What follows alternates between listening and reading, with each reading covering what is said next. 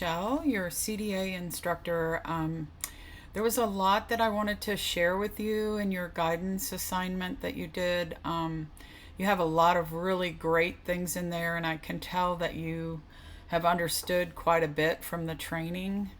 The module shows you were only in there 4 seconds, which I know from reading this that's not true.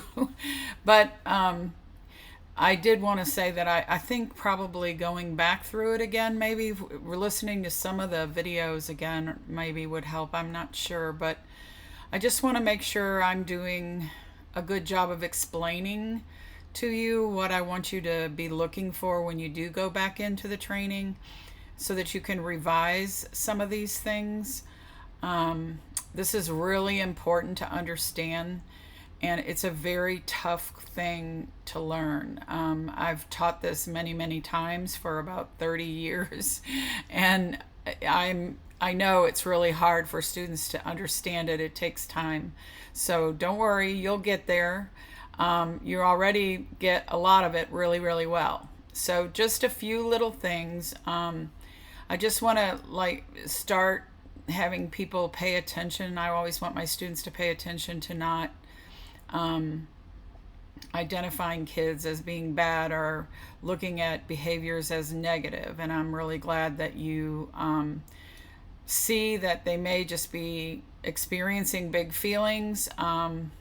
So that's good that you've made that connection. And it's good that you help them understand what their emotions are. And if somebody's smiling, we can assume that they're happy, yes.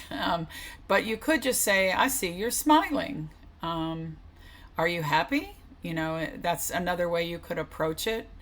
When a child is silent or frowning, you can mention they're looking sad and try to figure out. So sometimes kids are quiet, or maybe they look like they're frowning when they're really just kind of thinking.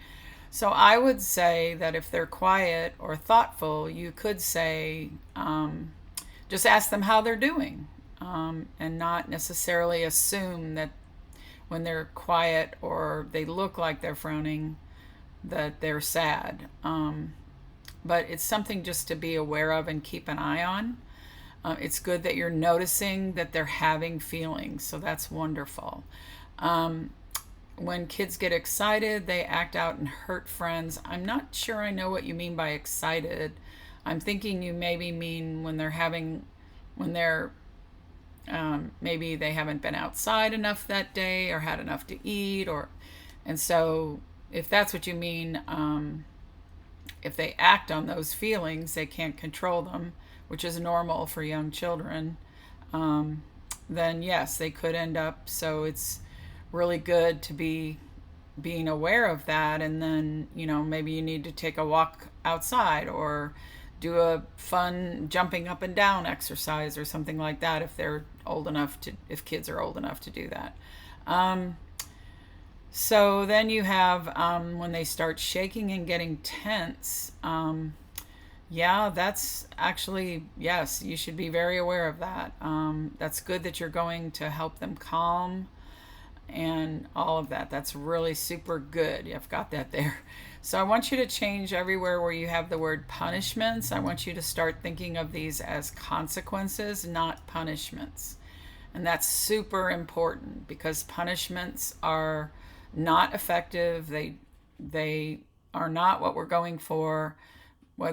So we want to change that language every single time.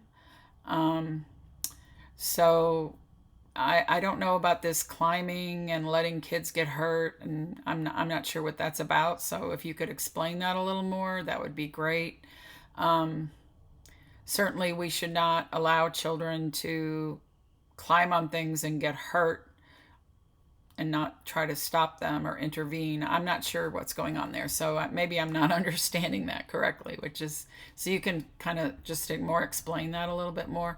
Logical consequences. So young children, instead of seeing that as making a mess, which is a very negative interpretation of what they're doing, if they're spilling food on purpose, then that would be something to think about, to have Why is that happening? It's a kind of an unusual thing for kids to do on purpose. Dumping out buckets, dumping out things, blocks or whatever, buckets of, whatever you have in the bucket is pretty normal for young children.